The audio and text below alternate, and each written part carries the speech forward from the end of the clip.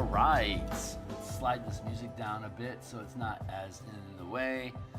And we'll fix our monitors. Hey guys, how you doing? My name is Phil Kearney. I create role-playing games. I illustrate them and I publish them online, and we're creating content for Dungeons & Dragons 5th edition.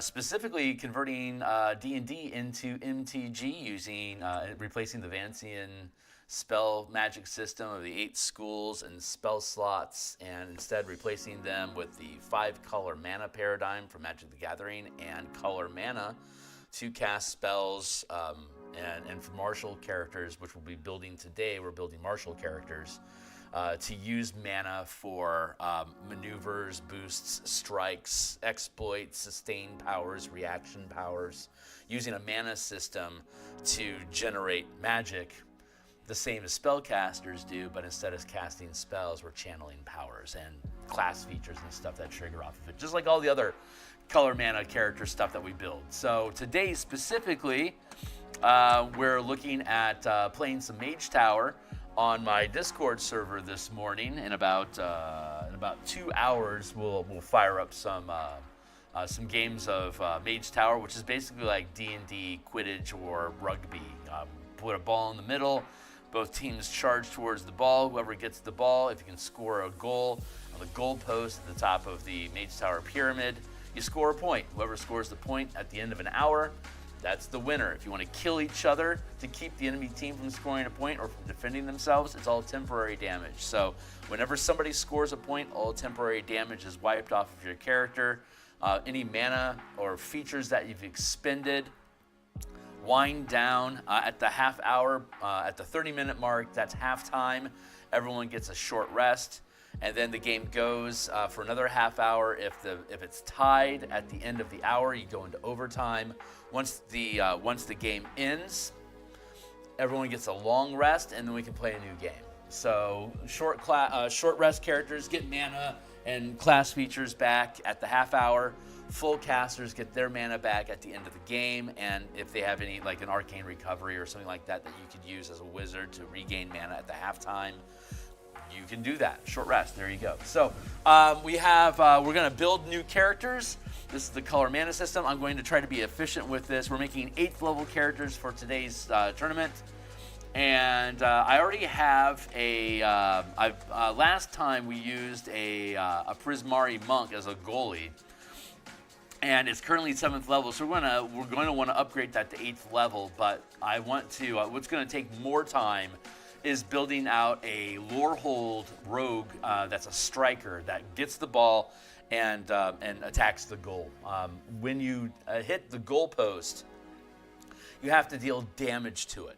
You don't actually destroy the goal. It's just that's the way to register an actual, because like you can hit the goal, but like if you have a spell feature, class ability or something that would reduce the damage, that reduce the damage that you deal to the goalpost to 0, then it isn't a legal goalpost. It isn't a legal goal score. Like for example, if you had a Twilight cleric as a goalie, you treat the goalpost as an ally or an object, depending on what it is that your class features and spells allow you to do. But you can't damage the goalpost, you can't move the goalpost, and it has to at least always be available. Like you can't put in an Odalix Resilient Sphere so you can't attack it. That's against the rules. You have to be able to attack the goalpost somehow.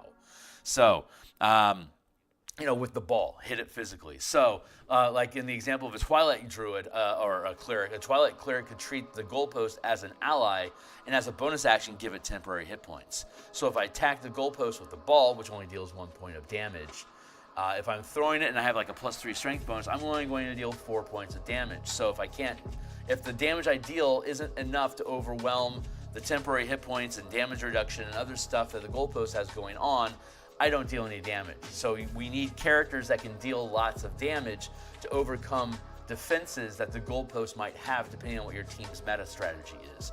So a rogue is a great striker because they get sneak attack. And as long as you can get an advantage on that sneak attack, the ball is treated as a light finesse weapon, so you can use sneak attack with it up to 40 feet away. 20 feet has no disadvantage, up to 40 feet is with disadvantage. So as long as a rogue is within 20 feet of the goalpost, if you can get advantage on the attack, you can deal sneak attack, which can overcome any temporary hit points that the goalpost has to score a goal. So assuming that you don't have like a goalie or something that uses deflect attack to neutralize the damage that you deal and thus catch the ball and throw it to somebody else. So fun meta, a lot of meta strategies. So we're just building standard array, rogue, using the martial power system that we have here.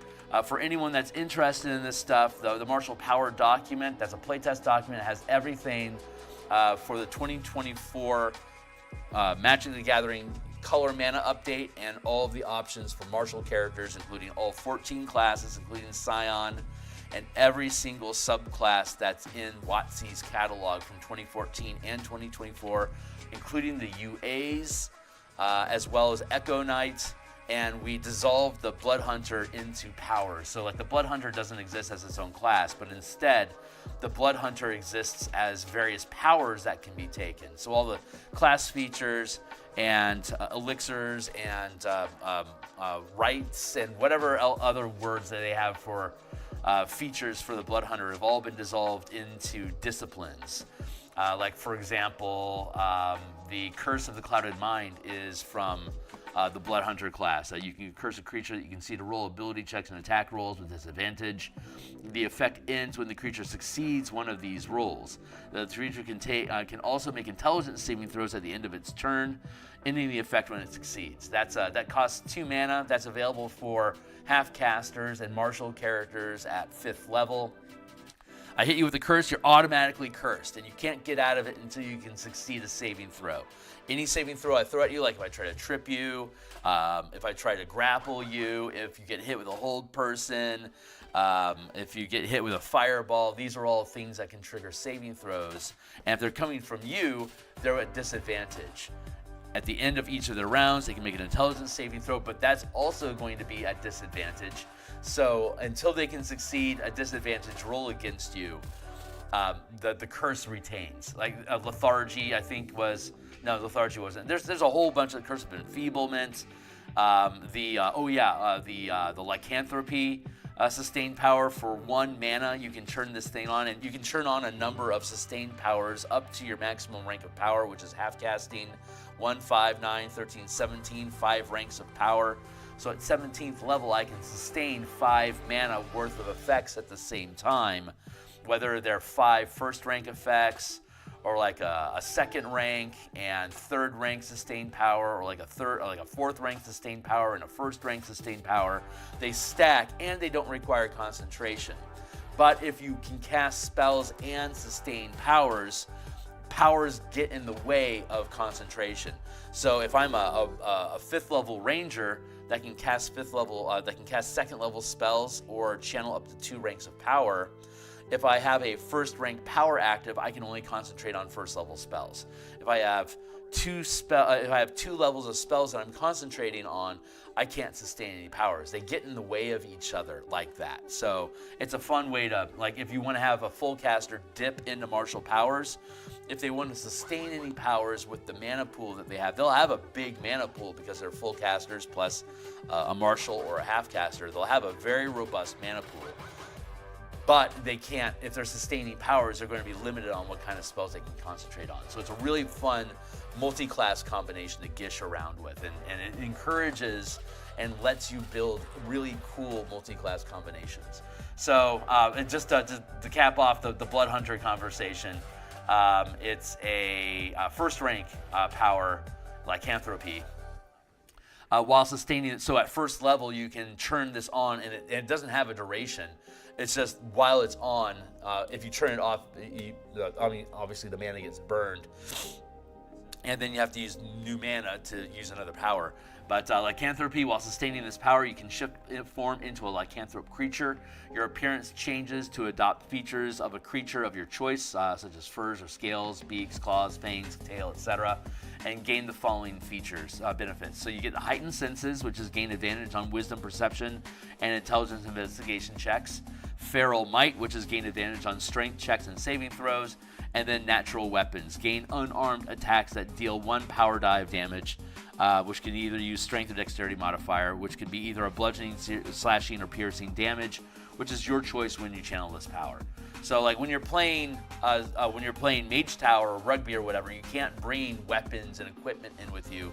But if you have the ability to shift into a lycanthrope form, you will at least have claws, bites, and a tail that are dealing more damage than a punch. I mean, a monk gets unarmed damage as well, so cheers to that.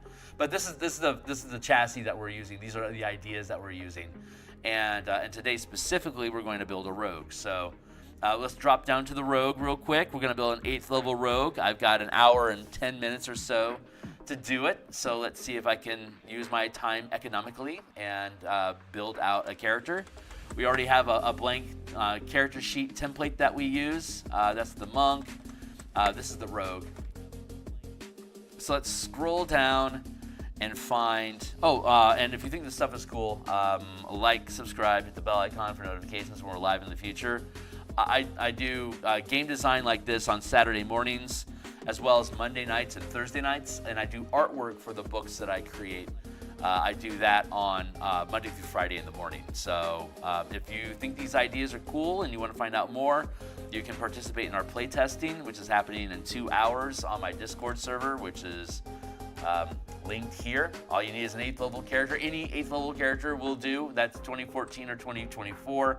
Obviously, if you want to play with the toys that I have, you're going to have to learn how to use them because it is a separate supplement. So build a character. If you want to play, just build a character. And if you want to start adopting some of these MTG ideas to build your characters in different ways, I will provide you support.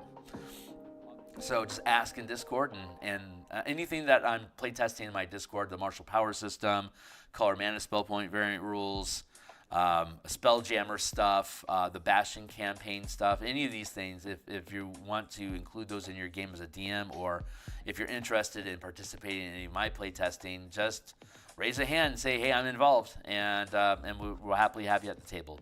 So, assuming that you're not a wing rod. So, let's see, Paladin, and then Ranger. We have to get through all the Forsaken subclass, all of the subclasses that appear in 2024. Now we're into the Rangers territory, and once we get past the Ranger, we'll be in the Rogue. So, boy, that's a lot of scrolling. Rogue. So we want to use, obviously we're going to use the game rules for the classes for the Rogue. So let's go fetch a rogue real quick and just build out the base chassis of it.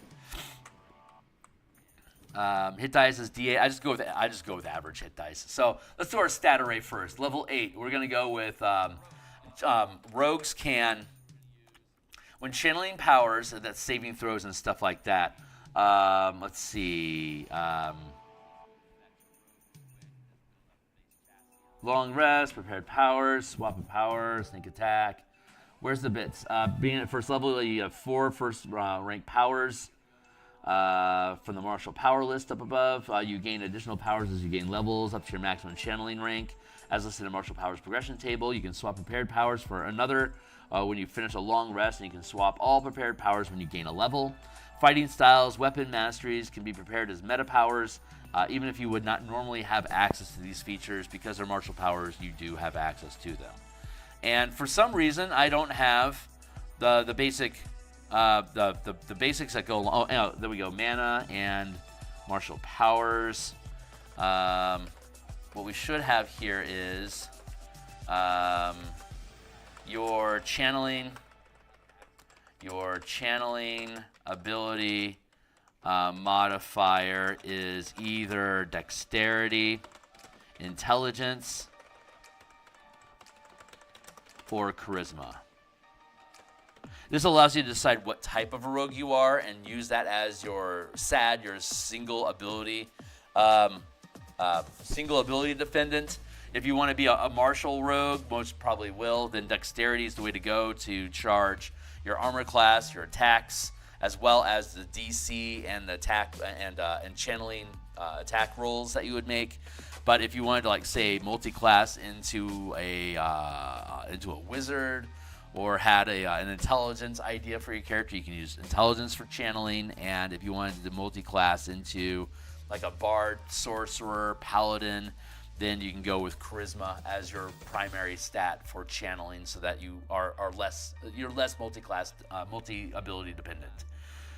And then mana, expertise works like normal, sneak attack. You can either use your normal sneak attack damage, or you can replace your sneak attack damage with temporary mana that allows you to channel a strike.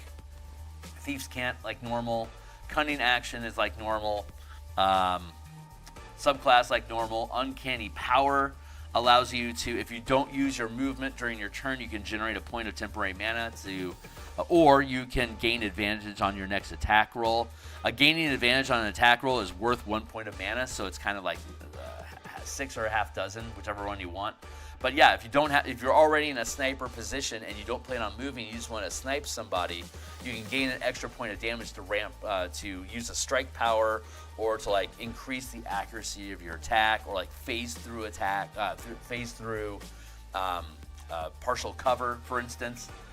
Feat at 4th level, cunning power. When you generate temporary mana, instead of dealing sneak attack damage during your turn, you can choose. You can generate mana, but not use that mana to damage somebody. Instead, you just get temporary mana that you can use as an exploit maneuver or reaction against the target that you hit. So, like, if you have a maneuver that, like, say, like for example, we looked at Curse of the Clouded Mind earlier, so they have disadvantage on attacks against you, and that costs 2 mana. At 5th level, you can generate 2 points of mana. So when I hit you with a sneak attack, instead of dealing any damage, I could hit you with Curse of the Clouded Mind. So I hit you, I deal my normal dagger damage, I don't deal any sneak attack damage, but instead I have just cursed you, so all your saving throws are disadvantaged now. And when I do that, I could use a, say, Topple Mastery. So now you're at disadvantage on your Topple saving throw, if that's how I want it, if that's what I wanted to do. Uncanny Dodge works the same, Expertise is the same, Evasion is the same, Reliable Talent is the same, and that's all that the monk gets, or the rogue gets at up to 8th level. So that's going to be really easy. So we're going to make Dexterity our primary stat. So we'll put a 15 there. We're going to go with a 14, a 13, 12, 10, and 8, because Dexterity, Wisdom, Charisma, and Constitution are the most likely saving throws. We get 2 feats at 8th level, so I'm going to go. Stat +2. We get our +2 and +1 to our stats. So let's put a +2 right away into Constitution, and put a +1 right away into Dexterity. And then we have stat boosts again. We can take stat boost +2 equals Dexterity. With the martial power system, we can prepare feats, and we can prepare weapon masteries. So we don't have to spend our 4th, 8th, 12th, 16th level feats on feats. We can instead spend them on stat gains. So stat +2, and then stat +2 equals con. I want my Constitution. I want my Dexterity at 18, and I want my Constitution at 14 for saving throw and hit points. So that's going to be a +1, +4, +2. That's going to be, unfortunately, a -1. We all have to have flaws. +2. Oh, that's +2, and that's +1. And then the saving throws that we get as a rogue are at 8th level is a +3 bonus, so it's +7, and then +4, +2, -1, +2, +1. There we go. And our movement I always go human. Human 30. Armor class, we don't get to bring armor into the arena with us, so our Dexterity is going to be 14, unless we take a power that'll boost it. Hit points are going to be average, so it's going to be 8 at start +2, so that's going to be 10 base, and it's a D6 that I think it's a D6 that we roll. We still roll D6s as a rogue, right? No, it's a D8 now, isn't it? D8 now. So D8 is 4.5 times 8 is 32, 36. So that's 46. And then 8 times 2 is 16. So that takes us to 62 hit points at 8th level. The amount of mana that we get as a rogue at 7th level is on a short rest. We get 7 mana per short rest. And the DC for our saves is 15 +7 8 + 7 equals 15. There we go. And then we have ball And unarmed attack equals +7. Deals damage, bludgeoning damage. And the ball's going to be +7 to hit because it's a finesse light weapon. So our dexterity applies. Damage equals 1 +4. Our unarmed attack, unless we take something that gives us better unarmed attack damage, it's also going to be 1 +4 bludgeoning. The ball is bludgeoning damage.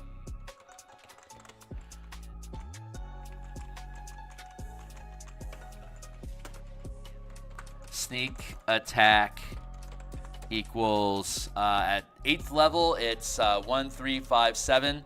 So it's 46 or 2d6 or 2 temp mana for strike, exploit, reaction, or maneuver.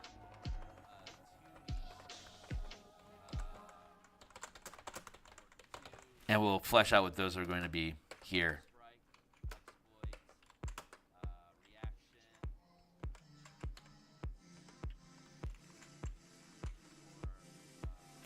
There. Features, expertise. Hold on. Channeling. Expertise, sneak attack.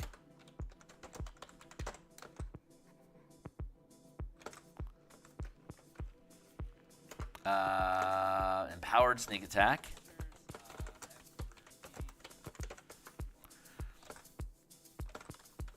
Thieves can't. Cunning actions.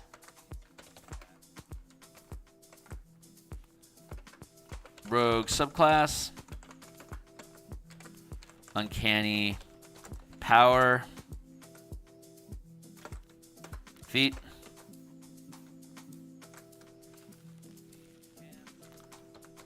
Cunning power. Uncanny dodge.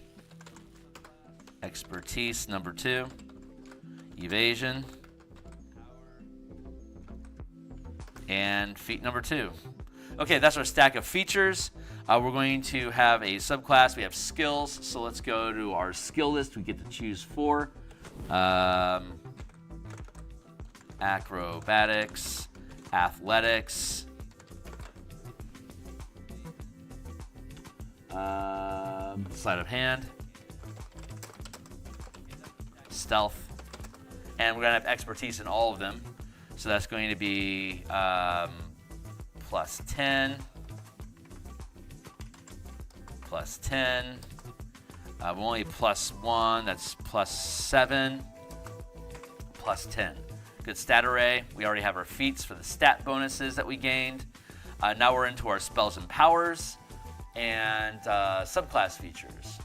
Features, subclass features.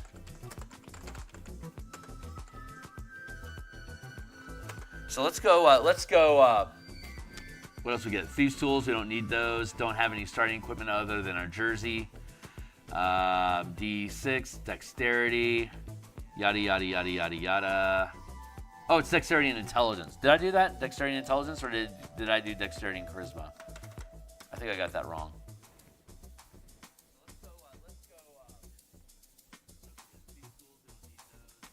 Wrong character. Prismari Monk, step aside. Yeah, we did charisma on accident. It's actually intelligence. Oh, that's to our benefit. +2. Very good. Okay, cool. Very good. They're all pluses. Thank God. They got the ball damage, channeling, expertise, acrobatics, athletics, and then expertise again is sleight of hand, stealth, +2 con, +2 Dex. Empowered Sneak Attack. 2 temporary mana. Cunning Action.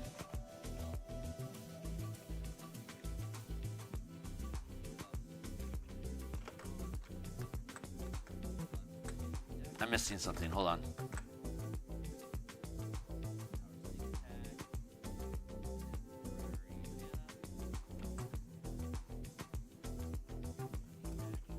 Uncanny Power, there it is. No move equals 1 temp mana or advantage attack. Advantage next attack. Cunning Power. Sneak Attack. Remove damage. Gain 2 mana for exploit, maneuver, or reaction to affect the target only.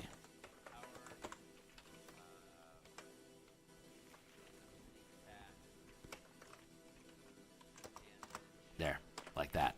Uncanny Dodge is fine. Evasion, save equals... Evasion, is it evasion everything, or is it just a reaction?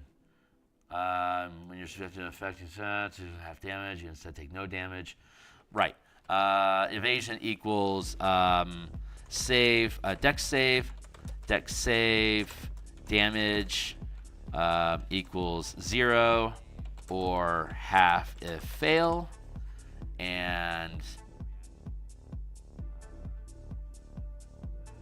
Uncanny Dodge. Reaction equals resist. How's it go? Hold on. Uncanny Dodge. Thank you. Uncanny Dodge. When an attacker you can see hits you with an attack roll, you can take a reaction to have the attack's damage. Thank you. Reaction equals reduce attack damage to 1/2. Thank you. Okay, cool. So that's good. And subclass features, we're going to use Lore Hold. So let's go dive into our subclasses. Let's go down into our backgrounds. Keep descending. Past all the full casters. Past the Scion. Past the Sorcerer. Here we go. I just decided to go to Lore Hold for fun. So let's go down to Strix. Lore Hold. Here we go. Okay, so we get a Dexterity or Intelligence bonus, or you can just choose 2. We also get History and Religion, so let's add those in, although they're probably not going to be relevant to today's combat. History, Religion.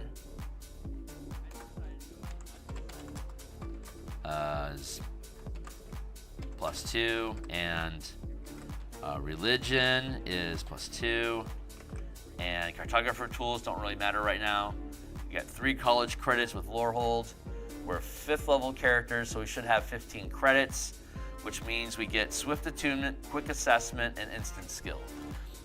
Those are going to be 3 powers that we get. Lore Hold equals Instant Skill. Sus 1. Lore Hold equals Quick Assessment, which is Exploit 1. And Lore Hold equals Swift Attunement, which is an Exploit 1 also. Okay, so let's look at exploits real quick, shan't we? What is an exploit? Let's go. What did we get? We have Sustained Power. Okay, we have Instant Skill, which is Sustained Power. Since we're down here in the Sustained Powers, let's look at what Instant Skill does. Instant Skill. While sustaining this power, it only costs 1 mana, so I can do it at first level. But it's the only Sustained Power I can use at first level if I choose it. While sustaining this power, you become proficient in 1 skill or tool of your choice. Alternatively, if you're already proficient in a chosen skill or tool, you instead gain expertise. You can sustain this power multiple times, choosing a different skill or tool with each one. You can gain expertise with a skill or tool already chosen while sustained. So at 5th level, I can sustain 2 ranks of power. At 9th level, I can sustain 3, so I'm limited to 2 mana right now. If I wanted to, like for instance, I'm not proficient in survival right now. If I took instant skill, I could put 1 point into becoming proficient with survival, and then I could put another point into it to become have expertise in survival. So I can gain skills anytime that I want, which for all martials, immediately, if you take this just as a sidebar thing that you know you can use out of combat, at any time you can become an expert in whatever skill is necessary for whatever it is that you're doing. So all characters can have, like you don't need a rogue in your party if you want expertise in trap smithing. You could have a barbarian that takes 2 ranks, that burns 2 mana to become an expert in using thieves picks, and it can now pick locks or look for traps with observation. If I wanted to put 2 points of mana into becoming an expert at investigation, I could find a trap, and then I could burn 2 more points to swap that out to become an expert with thieves tools. So using your mana allows you to gain skills and expertise in it. Whether you're any good with the ability check or not is debatable, but this gives marshals, any marshal, the ability to become expert in anything that you want, as long as you're willing to spend the mana to do it. So instant skill, incredibly useful. We'll look at quick assessment and swift attunement real quick. I think swift attunement is actually a 2nd rank exploit. Let's go find out. So let's go down to our exploits. Again, we're building a rogue at 8th level. And let's see, first rank, quick assessment. So quick assessment for 1 mana. When you can, so if I spend 1 mana, I can use a bonus action to take the search or study action. So as a bonus action, if I spend 1 point of mana, I can take search or study. There you go. And the search or study action uses typically like perception, investigation, which we could gain with 2 mana as a sustained power. We could gain expertise in either one of those skills if we wanted to, and then burn a point of mana to be able to use it as a bonus action. Let's see. What else? Swift attunement. I think that's 2nd rank. Yeah, swift attunement. While holding a magic item that you qualify to use, which requires attunement, you are considered attuned until you let go of it, even if you are already attuned to the maximum number of items you normally can, or if another creature is already attuned to it. If the item is cursed, you remain attuned even if you let go, potentially ending attunement with another item. So while you're holding an item, you are attuned to it if you're willing to spend 2 mana when you're holding it. There you go. So you can spam that as much as you want. You can and this I think this advances with a sustained power, if I'm not mistaken. We may have clipped that. We've gone through a ton of playtesting, and I don't recall if sustained attunement persisted or not. We may have auto attunement. There we go. While sustaining this power is part of using a magic item that requires attunement, you can choose to attune to any magic item you're carrying or holding that you meet the prerequisites, up to the maximum number of attuned items. When you choose a new item, you can choose to end attunement of another item if you are already attuned to the maximum number allowed. If an item you attune to this way is cursed, you cannot choose to end the attunement, and you remain cursed even if you dismiss this power. So with auto attunement, it's a sustained effect. So we put on 2 points of mana, and this effect stays active until we dispel it. We choose to end it, which is if I have 3 attunement slots. Obviously, an artificer can have more, but this allows you to have basically a weapon rack of different gear. While sustaining this power is part of a magic item that requires attunement, you can choose to attune to the magic item you're wearing that you meet the prerequisites up to your maximum number of attuned items. So we can have like 7 items that we're equipped with that we have that all require attunement. And when I start using this battle axe that requires attunement, I'm considered attuned to it. I set that axe down. I pull out this wand, like you know, maybe I have the ability to tune to wands. I'm considered attuned to the wand while I'm holding it. So this allows you to basically bandolier and weapon clip all sorts of different attuned gear, but it costs you basically attunement slots or sustained slots to be able to do that. So super fun. And you get that Swift Attunement. This is the advanced form. Swift Attunement costs 2 mana. If I pick up Swift Attunement allows me to use more items than I would normally be allowed to attune to. So I can attune to things on the fly. Auto Attunement, also useful because normally attuning to something takes an hour. So I can swap, I don't have to worry about spending an hour to attune to a bunch of stuff. I can swap out that gear. And so let's look at, that's what Lore Hold, the Lore Hold background. Those are the 3 powers that it gives to martial characters like our we also get Empowered Ally because we're 7th level. So let's pick that up. And Lore Hold at Lore Hold equals Empower Ally. And I think that's a maneuver. Let's go look at it. Empower Ally. Let's go to the right tab. I believe Empower Ally is a maneuver.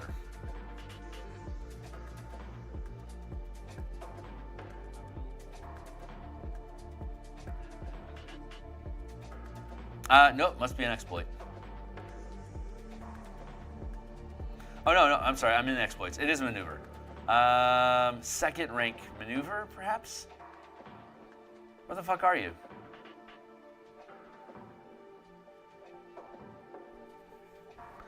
Oh, did we break that up and I haven't updated it? Hold on. Wait, hold on. Maybe it's a reaction. God damn it, sorry. There's been a lot of revisions. Control F. Empower Ally.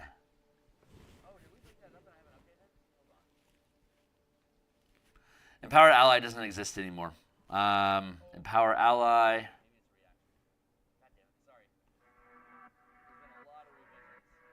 And Selesnya has Empowered. Okay, so we don't have Empowered Ally anymore. That needs to be updated. Good to know. Let's go back to the front of the list and update that. So apparently we're going to have to go through an edit pass sometime soon and make sure that these are all relevant. So when we took Empower Ally, that would allow you to basically gain a bonus, give your allies bonuses, but then we broke it up. So let's go with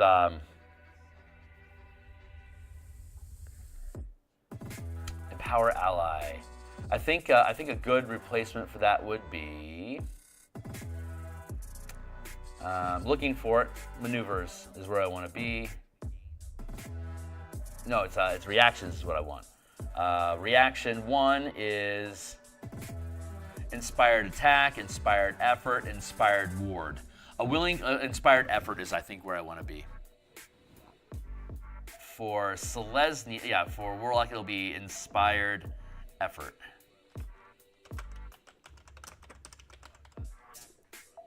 And that reads,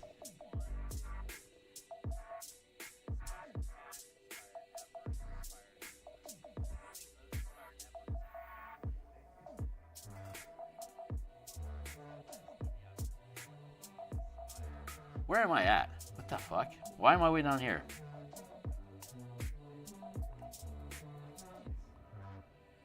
Sorry, I'm fixing my shit. This is where I'm supposed to be. In the rogue stuff right here. On this tab. Thank you. And then on this tab, no, this is where you're at. Okay. Sorry, I got mixed up.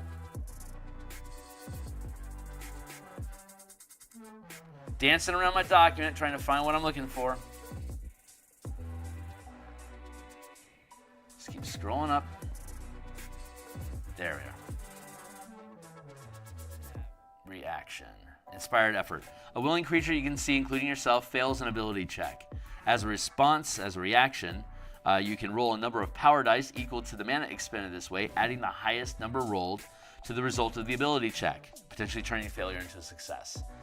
At 8th level, we're using a D6 power die, and our max rank of power is 2. Max rank 2. So we can put 2 mana in, which means we can roll 2d6.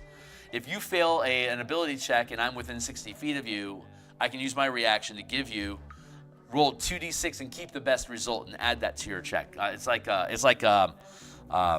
a less effective form of bardic inspiration that has more conditions and requires mana to be spended whenever I use it. So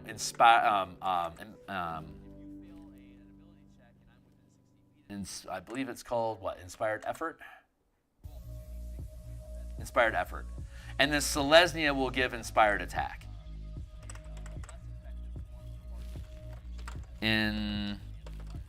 Inspired Effort, which is a reaction one. And it has a kicker effect. The kicker effect is you can expend 1 additional mana to not use a reaction when you channel this power. So if I wanted to, if I failed my check, I could give myself, I could use a kicker effect for 1 mana to not use a reaction, but then spend 1, 2, 3, at 17th level 5 mana to roll 5 dice and keep the best result. And I can spam that over and over again when I'm making ability checks, as long as I'm willing to pay the kicker cost. So it doesn't actually eat your reaction to do that. There's a lot of class features that let you use your reaction to do a thing, which is a feature you can do for free. This is allowing you to spend mana to do that class feature and spend extra mana to not count against your reactions. So there's a number of powers in here that are reactions that have kicker effects, but none of them give you extra attacks. Most of them either allow you to re-roll dice, add bonuses to your die rolls, or reduce damage or move. So nothing is giving you extra attacks with this beyond what your characters would normally be able to do, like a bonus action, spin a point, get a bonus attack, for example. That's one of our exploits. So we get those powers, and we're also going to get bonus powers based on our rogue subclass. And so we're going to pick our rogue subclass, and on top of that, as a 8th level rogue, we're going to have 9 powers. 8th level rogue has 9 powers, which could be any mix of the disciplines that were listed here. It also includes feats. When you prepare a feat, you don't have to use any prerequisites, but you also don't gain the stat bonus. It's just the feat itself. So at 1st level, you get access to some of the origin feats, and you get access to fighting styles, including the rogue gets access to fighting styles. At 2nd rank, which is 5th level, it doesn't cost you any mana to use these, but general feats, you can prepare a general feat starting at 5th level. And at 17th level, when you get access to 5th ranks, you get a small selection of epic boons. Combat prowess means that if you miss an attack, you hit instead once per round. That's worth a power. That's pretty useful. At 17th level, that's pretty good. And then at 19th level, of course, you can take an epic boon like normal. But these are the ones that don't give you extra attacks or super crazy spell powers and stuff like that. Boon of Dimensional Travel is basically, as a bonus action, you can Misty Step. You gain an energy resistance. You get I think double speed, 30-foot speed, 30-foot true sight, and then Boon of, in Strixhaven's Mage Tower, when we're playing Mage Tower as a combat sport, we are not allowed to use Boon of Combat Prowess because you automatically get the hit that nullifies the chance of hitting a goalpost. So this is an unfair boon for characters that are playing the sport, but in combat, of course, normal games, it's perfectly fine. So and then we also have weapon masteries that we can pick up, and when you prepare a weapon mastery, you can use it with any weapon that it would normally work with, like it would logically work with. Like, for example, grapple is a mastery that we created that isn't already associated with any weapon, but It's melee only, so any melee weapon that you're using, if you use the grapple mastery, the target makes a strength or dexterity saving throw, and if they fail, they're grappled. So instead of making it, it's basically the grappler feat that allows you to initiate a grapple as part of an attack. That's the grapple mastery. And it works with any weapon, any melee weapon. Like Graze, for instance, is a property of longsword, of two-handed sword. But but if I pick it up as a mastery, I could use it. I could use Graze with a dagger, for instance. And if you're proficient with a weapon, if you can channel powers as a martial character or a half-caster, if you can channel powers, and there's a weapon like the Graze properties associated with a two-handed sword. If I'm proficient with a two-handed sword, I can automatically use Graze with that weapon without having to spend any preparations. It's just something, any weapon like crossbow, heavy crossbow has the push mastery. If I'm proficient with crossbow, I can use the push mastery with that. But I could also use push with literally any weapon if I prepare push as a weapon property. And I could also prepare damage types. So at first level, at first rank, basic elemental damage types I can select, so I can always deal fire damage with my dagger if I've prepared fire damage as a power. Starting at 5th level or higher, I can use the advanced damage types, which are Force, Necrotic, Psychic, Radiant Thunder. And a basic versus advanced is mostly based on how many creatures are resistant or immune to this damage type. More equals basic, less equals advanced. But like a monk, for instance, always automatically deals force damage with unarmed attacks already. They get it for free, but anyone could pick it up as a after you've gained 5 ranks of power as a half-caster or as a martial character, you can now pick up Force, Necrotic, Psychic, Radiant Thunder damage as just the damage you deal when you hit somebody with any kind of a weapon attack, including unarmed attacks and natural weapons. So those are the different things that we're going to spend our rogue prepared powers on, but we're also going to get a stack of free powers, like the like Arcane Trickster gets bonus spells, but like for instance the Assassin.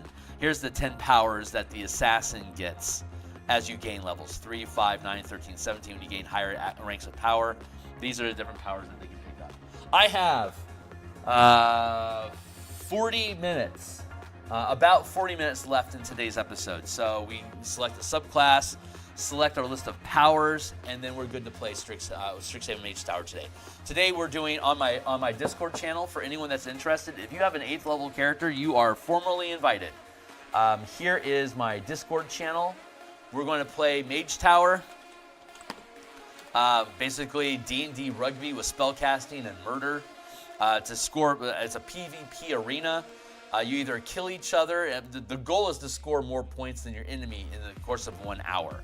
And you can score that point by either grabbing the ball, outmaneuvering your enemy, and hitting and dealing damage to their goalpost here or here. It has a normal range of 20 feet, and at disadvantage at 40 feet. You can throw the ball, or you can use it as a melee weapon to hit the goal and deal damage to it. If you do, you score a point. And then everyone resets back to their goalpost, and then the ball goes back to the middle of the board. And we see how many points can be scored in an hour-long match. At 30 minutes, it's halftime, take a short rest. At the end of the game, you get a long rest, and we can start another game. We can do real-world, kind of like in Shadow Dark. You have an hour of Torch in real time. You can run a match of Mage Tower in 1 hour real time. Whoever scores the most points at the end of that hour wins the match. If you attack your enemies, you deal temporary damage. If you throw a fireball, that deals temporary damage. Whenever somebody scores a point, all temporary damage disappears. So a viable strategy is kill your enemies, pick up the ball, and casually walk over and score a point. And then everyone gets up, all temporary hit points are restored, go back to your starting positions, and try again. So you have 2 strategies in PvP. Kill your enemy team, or outmaneuver your enemy team so they can't kill you and you score a point. And either way, it removes all the temporary hit points. And whoever has the most points at the end of the match wins the game. So we created this because I've been around playing D&D for almost 39 years now. And in every edition, there's always been PvP arena combat. Build your toughest character and kill each other with it.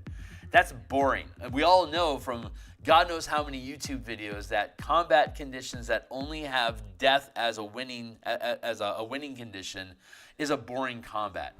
So we literally took that idea in PvP arenas where the only goal is to kill each other, whoever has the best build wins. No, instead now we can have, yeah, you might be able to kill me, but I can score a point faster than you can kill me.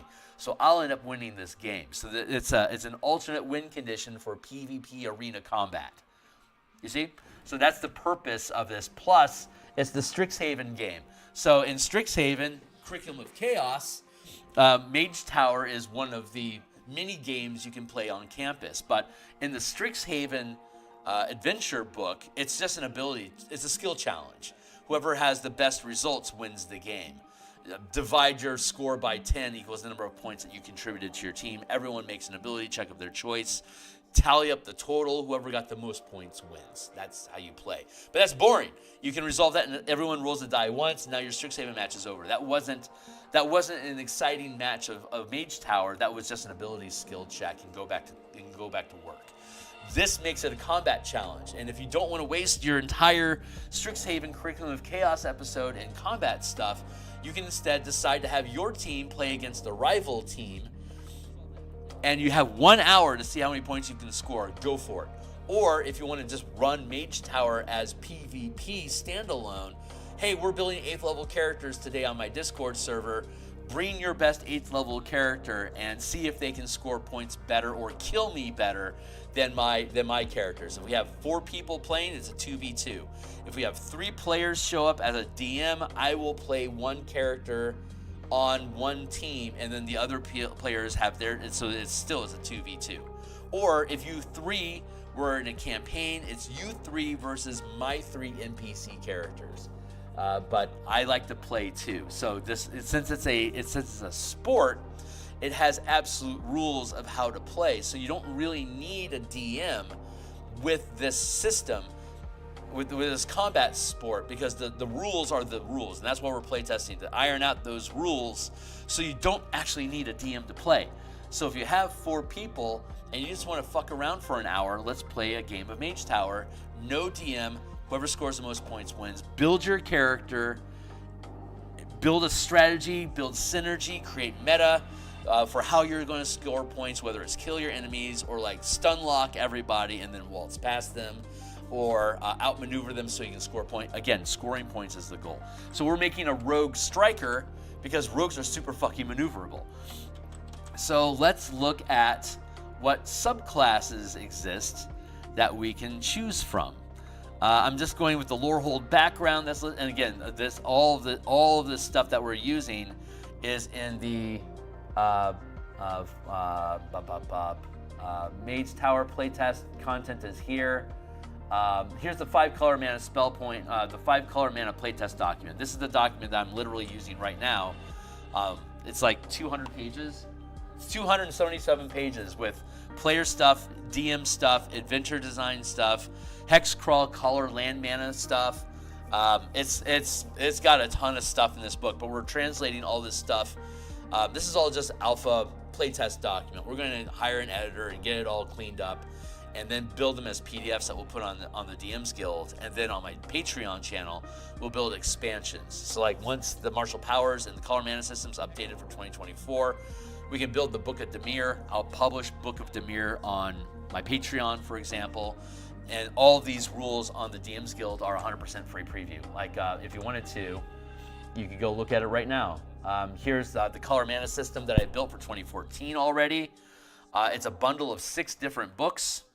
As soon as Roll20 loads. You gonna load here, buddy?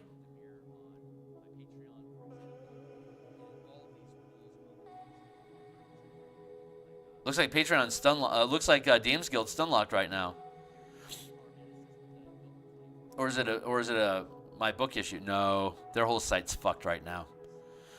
All right, well, if one bookshelf wasn't crapping the pot, there would be 6 books. They're all 100% free preview. It teaches you how to use the color mana system and how to modify your characters using 2014 rules. This project is to update all the rules for 2024 and to build a mana system.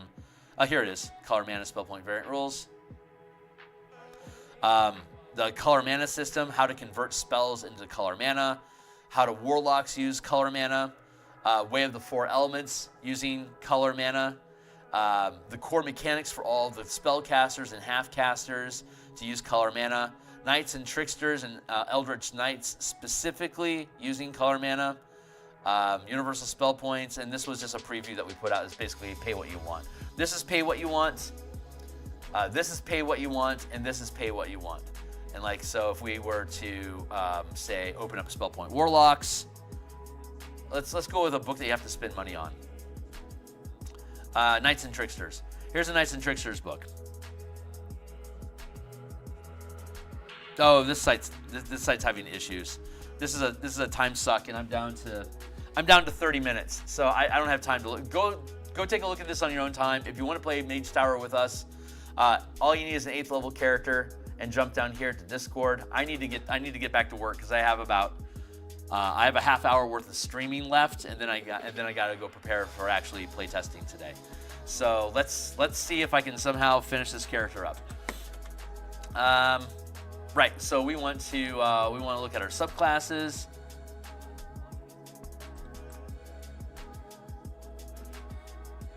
Strixhaven Mage Tower. Where did our subclasses go? We got to go back to our subclasses. Let's go back up to here. Relentless Avenger. This is Paladin. Let's go down here to Rogue. Silent of the Three, Thief. What about, I think Scout is probably going to be the best one for us. The Silent of the Three from Faerun. The Magic Stealer is a horrible subclass, but we translated it. Yeah, I think Scout's going to be our best option. Mastermind is a really good pick. Phantom's not a bad pick for Mage Tower. Scout. Here's our bonus powers.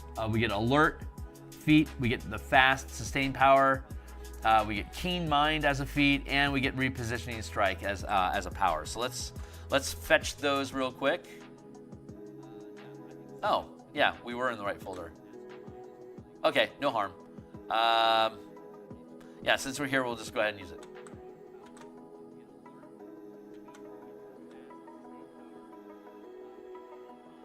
Let's integrate this here. Let's bounce this out here.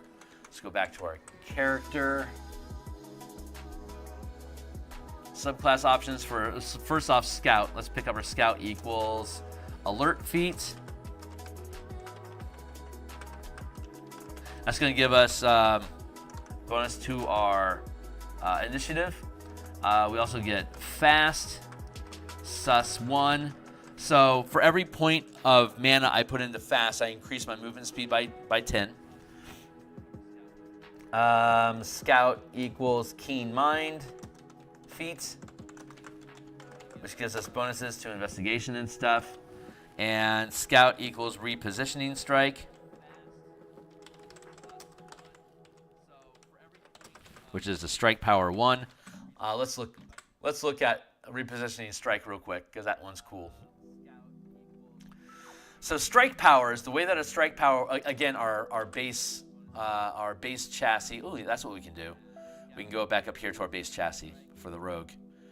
So we get a power die as a D6 at first level, and it'll become a D8 at 9th level. We can channel up to 2nd rank powers or 2 mana at 5th level. So what the repositioning strike power does is your weapon damage increases by 1 power die per mana channeled, which again at 8th level it's still just a D8. It's just a D6 right now. So when we use repositioning strike, we deal. If I put 1 point of mana into it, I'll deal an extra 1d6 damage. If I put 2 mana into it, it'll be 2d6 damage. At this level, at 7th level, my sneak attack does 4d6 damage when I hit.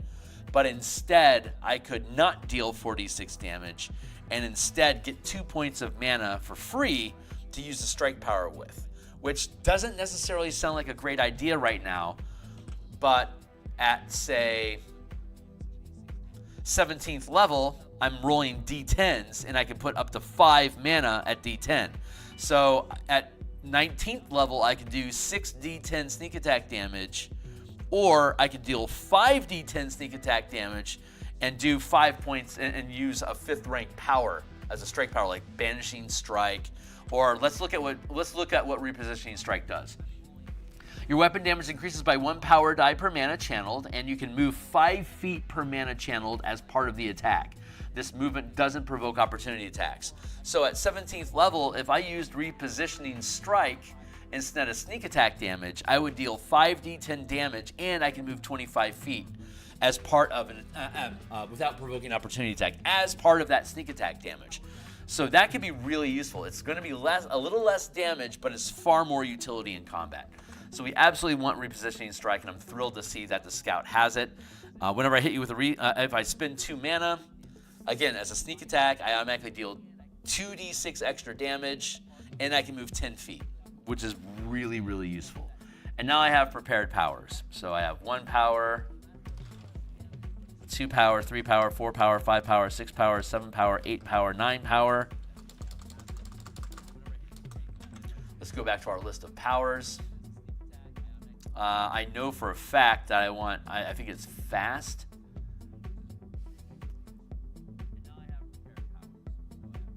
Quick, speedy. Thank you, the speedy feat. I know I want the speedy feat, because that's going to increase my speed by 10 feet.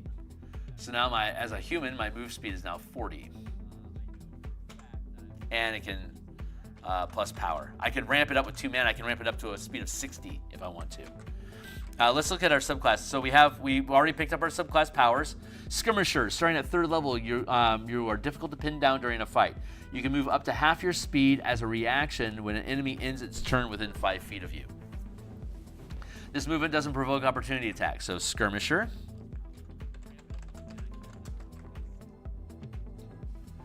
You're difficult to pin down. You can move up to half your movement speed as a reaction when an enemy ends its turn within 5 feet of you. Skirmisher equals if an enemy ends move within 5 feet, move 20 no away.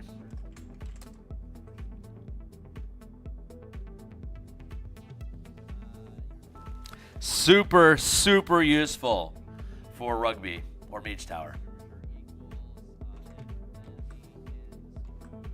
Let's see. Survivalist. You choose this archetype at I won't get another one until 9th. So you choose this archetype at 3rd level. You gain proficiency in nature and survival. Oh, nice. Survivalist. Prof in nature and survival. Your proficiency bonus is doubled for any ability check you make that uses either of those proficiencies. Oh, if you don't already have it. Right. Your proficiency bonus is doubled for any ability check you make that uses either of these proficiencies. +3 bonus. So I get like triple proficiency with nature and survival if I choose to become expertise with it. So we'll add that to our list of skills. Nature and survival. Survival is wisdom, which is a +2 bonus, I think. Nature is -1. So it's a +2 bonus and +2 here. +2. +2.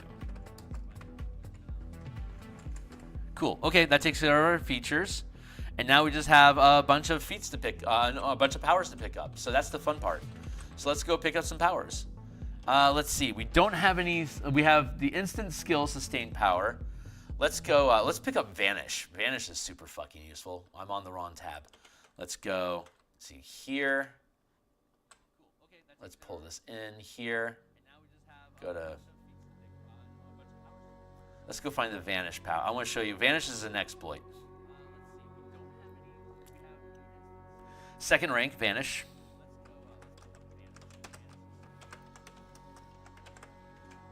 And efficient, power, Vanish. So what does Vanish do? It's 2 mana. When you take the hide action, you can do so even if you don't have any cover to hide behind. And the minimum result of your stealth check is 15, even if you roll is lower. You can remain hidden this way even if you aren't behind an object that can conceal you until the beginning of your next turn. The hide condition ends if you attack, cast a spell, or channel a power. So that costs 2 mana to turn it on and only lasts for 1 round. That's expensive. Let's go look at a solution that we have for expensive powers. It's called Efficient Power. We made Efficient Power we made it an origin feat. So it could be considered, it could be, I guess, a fighting style. But anyway, for now it's an origin feat. And what does Efficient Power do? Oh yeah, we did have it as a fighting style originally. Choose one exploit, maneuver, or reaction power that you have prepared from your discipline list when you select this feat. When you channel this power, you gain a point of temporary mana that can be expended in combination with any other source of mana or temporary mana to channel the chosen power. And you can choose this more than once, choosing a different power. So what that means is that Vanish costs 2 mana, and because I've spent an extra power to prepare Vanish, I've basically spent two prepared slots on Vanish. So now when I use Vanish, it'll automatically generate 1 point of mana for me, so I only have to spend 1 point out of my mana pool. So Vanish effectively becomes, for me, I only have to spend 1 point of mana to use Vanish. There you go. If I stand still using what is it? Kenning? What's the power? Sorry, what's the feature called? Uncanny Power. If you don't move, you generate a temporary point of mana. So if I don't move and I have Efficient Power with Vanish, I can generate a free point of mana for Efficient Power, and because I'm not moving, I've forsaken my movement during my turn, I generate an additional free point of temporary mana, so I can Vanish for free when I take the bonus action as a cunning action as a rogue, and I don't move, I can become invisible. I vanish, poof. I automatically roll at least a 15 on my die roll. So there you go. So Efficient Power, Vanish, super useful. I became invisible. I could sacrifice an attack to become to gain a temporary point of mana to become invisible, and then I can use my bonus action to take the hide action to immediately hide. I can then move. I've got 40 feet of movement because I'm speedy. And then if I wanted to use the dash action as my bonus action, I can move a total of 60 feet invisible without being noticed. And at the end of my turn, I'll reappear. If I have the ball, I could probably get within goal range instead of using, if I turned on the fast sustained power, I could put 2 mana into fast and increase my speed another 20 feet. So now instead of a 40-foot movement speed, I have a 60-foot movement speed. So I could vanish for 1 mana, use my movement speed. I use Vanish as a bonus action. I use my 60 feet of movement speed. I get within range of the target. I then make an attack action, becoming invisible again. But while I was invisible, I could gain advantage on my attack roll. So I could then use sneak attack against the goalpost. Bob's your uncle. So cheers. Let's pick up, what's something else to pick up that's fun?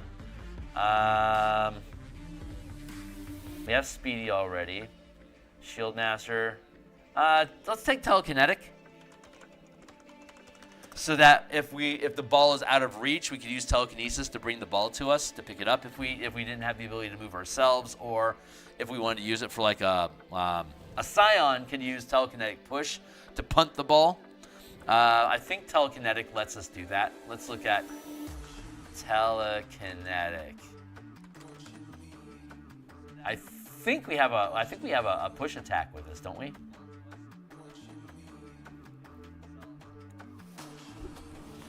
Telekinetic Shove. As a bonus action, you can telekinetically shove a creature you can see within 30 feet of yourself. When you do so, the target must make a successful saving throw. And you push it 5 feet towards or away from you. Okay, that's not big. But the ball is considered an object or a creature, ally or enemy. So the ball could be pulled towards us 5 feet. That could be useful. Minor Telekinesis, Mage Hand. You can make the Spectral Hand invisible as range sustained descends to 30 feet. The spell Mage Hand. Okay, and the ball weighs less than 5 pounds, so Mage Hand can use it as well. So, okay, Telekinetic, that has limited use, but has use, so we'll go with that. We'll be using fast for our sustained power most likely. Let's gain trip, topple, mastery, so we can trip people. Oh, we're gonna take downtrodden. Reaction 1. Downtrodden reaction is, you're gonna love this. Reaction downtrodden. 1 second, you'll get to it. Downtrodden. As a reaction to when an enemy that you can see within range of your weapon attack becomes prone, you can make a weapon attack against them. And your advantage, so if I were to use my attack action with topple to knock you over, and when you fall prone, I get advantage to attack you. And if I use downtrodden, I can then make a sneak attack against you with my reaction during my own turn. So I'm still limited to only 1 sneak attack per turn, but I can use my reaction to trigger that advantage attack if I can topple you. So topple, downtrodden, super useful. 1, 2, 3, 4, 5, 6, 7, 8, 9. I only have 3 powers left. Let's see, what's a good one? Oh, Abundant Step. Exploit. Second rank. Abundant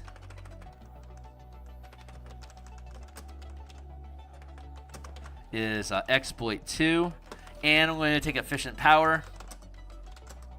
Abundant step.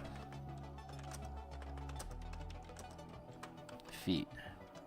So that I can reduce the cost of abundant step to only be 1 mana.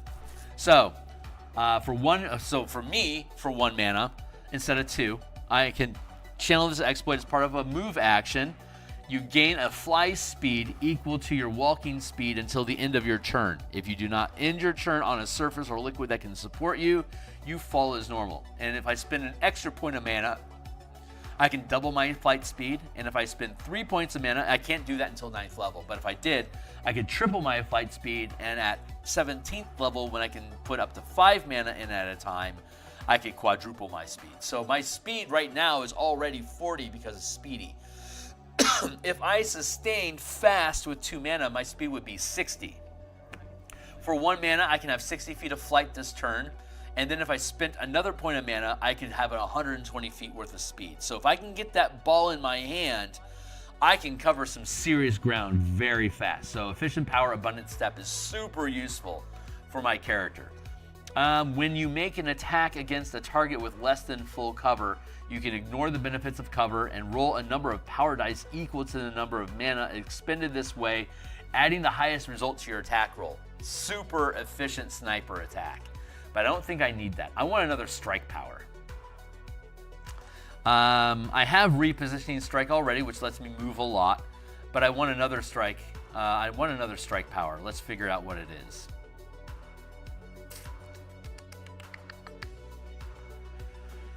Let's see. Distracting strike takes away people's opportunity attacks, which is useful. Oh no, sorry. Yeah, hold on. Your weapon deals extra damage. Equals 1 power die to manage this way. All right. And the next attack roll against the target has advantage if the attack is made before the start of your next turn. Basically, it's Vex with extra damage.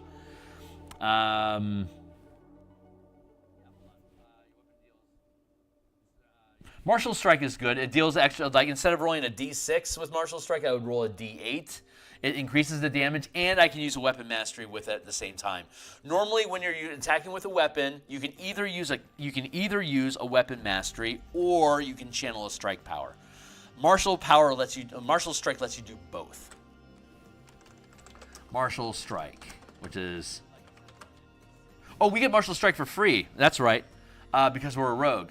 Cunning Attacks gives us Martial Strike for free. I forgot about that. Rogue equals Martial Strike. That's STR1. So now I get a bonus power. What do I want to take? Thundering Strike. Tripping Strike is good because I can deal extra damage and ramp my trip bonus. But Thundering Strike, you deal thunder damage. I can increase my damage by up to 2d6 by spending 2 mana. Or when I use a sneak attack, instead of dealing sneak attack damage, I can do a Thundering Strike at maximum mana. At 8th level, my maximum channeling limit is 2 because of half casting. So I'd automatically be able to do an extra 2d6 damage and punt my target 20 feet away from me. Thundering Strike for the win.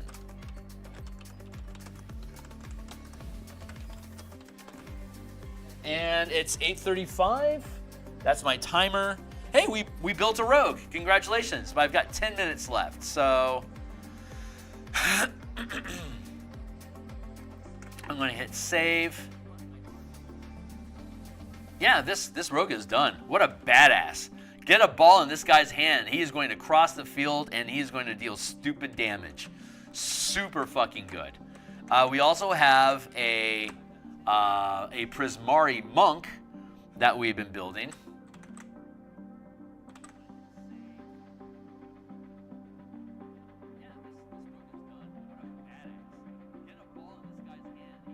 Let's go down to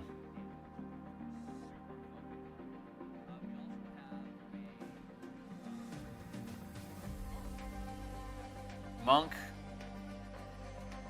warrior, monk. What does an 8th level monk get? We get a feat, and 15 feet, that hasn't changed. We get an extra power. So if you want to look at, I think we built this monk last week. So if you want to look at episode number 9 in this series, in the playlist, you'll see us building this monk from scratch. We'll go with level 8 is a feat, and since we can prepare feats, we can spend our feats on stat gains. And we can take the power alert and swap out that feat. 8th equals, yeah, dexterity +2. +7, armor class is now 19. Constitution is 12, that's +1, that's 5 extra hit points. So we're now at 48 hit points. We now have 8 mana instead of 7. Unarmed bonus doesn't improve. We're still good there. We got our feat. We have our skills. 8 equals dex +2. We just picked up our power, which is alert. +3 bonus, total +8 to our initiative bonus. Not bad. Yeah, that was easy. So now our monk is updated. Cheers.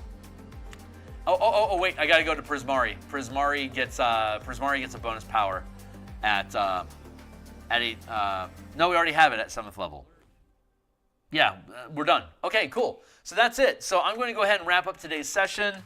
Again, we're going to be playing Mage. Again, here's the Mage Tower arena. We're playing 8th level characters. If you have an 8th level character, we'll be starting Mage Tower in a little less than at 9:30 a.m. Seattle time. That's about 50 minutes from now. Yeah, we have space for more players. So if you're interested, grab an 8th level character. It doesn't have to be these martial power characters. Anything from 2014 or 2024, any official Wizards of the Coast content or Echo Knight is allowed into the game. Build an 8th level character and test this out with us if you're interested. My Discord server is free. Here it is. I'll give you access to the Roll20 where we play Mage Tower and we do voice chat only on Discord, on my Discord channel here. Here's a bunch of books that I've already created. They're chock full of my art and ideas. Here's the color mana spell point variant rules. Where'd it go? Our playlist, Discord. 5 color mana spell point variant rule system on the DMsGuild. Here's Knights and Tricksters. Preview. All my books are 100% free preview. Knights and Tricksters is a 20-page book. It basically converts us into the color mana system. This is the old color mana paradigm. The original paradigm was each spell was devoted to only one color. So like if I want to cast, like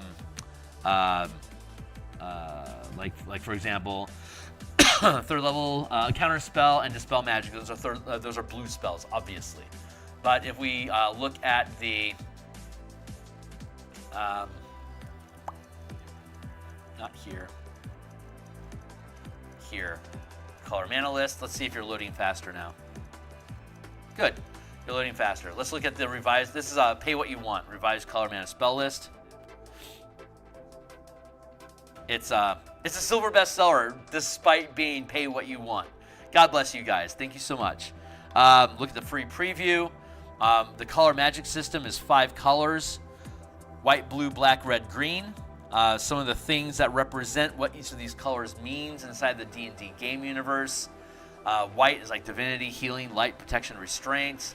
Blue is like air, illusion, mind, suppress, water. This isn't the full list. These are just some examples of what these colors mean.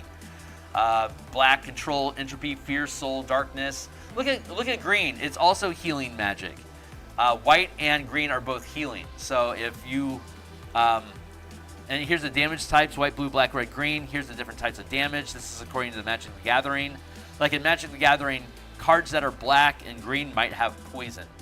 In Magic the Gathering, white, blue, and green is a cold type damage. Fire is red. Lightning is red. Necrotic is black. Radiant is white. Thunder damage is blue for air, red for lightning or fire, and green for elements or nature. So that's how those come in. So each color has 4 unique damage types associated with it.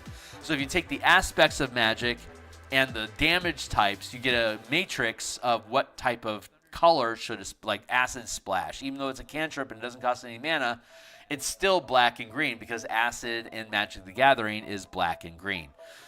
But if I were to like say chromatic, like what is it? Chromatic orb. Oh, that's not a chromatic orb. There you go. Like if I wanted to deal acid damage with chromatic orb, I could use black or green mana for 1 point. A point of black or green mana deals 1 point of acid damage. Or if I wanted to deal fire damage, 1 point of red mana lets me deal fire damage. If I want to do cold damage, 1 point of white, blue, or green mana will deal 1 point of cold damage, however I want. At higher levels, like Fireball, for instance, is a 3rd level spell. It's red. So if I wanted to cast Fireball, I need 3 mana. 1 point needs to be red. The other 2 points can be whatever I want. So like if I'm playing a Rakdos character that's black-red, like a Rakdos wizard, for instance, I could have Fireball on my list, and I could have like say 14 points of black and 13 points of red. And if I cast Fireball, I can spend 1 point of red and like say 2 points of black, or 3 points of red, or 2 points of red and 1 point of black, any combination. When I finish a short rest, I could change any mana to a different color that I have in my mana pool. So after that Fireball, if I had 12 points of red left and 15 points of black left, I could, with a short rest, even if I don't gain any mana, when I take a short rest, I can switch all of that mana to black, or all of that mana to red, or any combination in between. If I was playing, I think Grixis I'm not great with colors. I'm not great with the wedges. Grixis I think is black, white, and red. So I think that's true. If that were true, I could have 3 colors. If I'm a Grixis character, I could have 3 colors in my mana pool: white, black, and red. And so I could have like say 4 points in white, 7 points in black, and the remaining 20 points could be red. White, black, red. 4 points white, 7 points black, say 13 points red. So, and then I could stir that up. The more colors I have in my mana pool, the more spell flexibility that I have.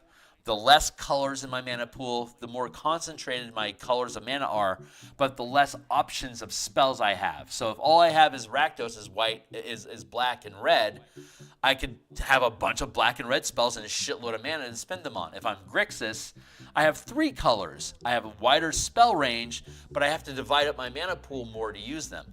If I want to consolidate my spells to all use one color, I could research spells to be a different color. So like if I wanted white spells to be black, I could spend time in research to churn spells into black. So when I prepare them, I can use black mana with them instead of white. So you can either have a Dominaria effect where all colors are available to all casters, pick and choose, or like in Ravnica and Strixhaven, your specific colors. Rakdos is black-red. Witherbloom is black-green. So I would pick black-green spells as Witherbloom. And then using Strixhaven College, I would go into the archives to study Magic so I can sculpt my mana pool to be like just black. So all of my mana is always black. I don't have to worry about it. That's what Strixhaven does for you. That's what your guilds in Ravnica does. A Golgari character could go to your Golgari guild and spend time researching spells that aren't normally black or green, and for you in Golgari, they become black and green. Hey Steve, I'm just wrapping up. This is the tail end of the episode. So we built out a Lorehold Rogue Scout today for playing Mage Tower, and in about 45 minutes we're gonna fire up playing Mage Tower on my Discord server. So I got to get out of here. This is my deadline. I got to get myself prepared to start playtesting. So Discord server here for people that want to play. Here's the playtest rules for Mage Tower. Here's the playtest rules for all the martial powers stuff that we've been doing today. The color mana system is here. All my other books are further down below. Sounds like, Black Mana. Sounds like a good name for a band. No kidding, man. Thanks a lot for showing up. Anyone else that's been checking out the channel, God bless you guys. Like, subscribe, bell icon. I do game design on Saturday mornings like this for color mana. On Mondays and Thursday nights, we do Spelljammer, Eberron stuff. And then Monday through Friday, I do artwork for whatever the next book is that we're publishing. Right now, it's an Eberron adventure. That'll finish in 2 weeks. Then we're going to start working on the color mana and the Bastion campaign stuff. So, thanks a lot. See you guys. Hopefully, I'll see you on Monday. Cheers.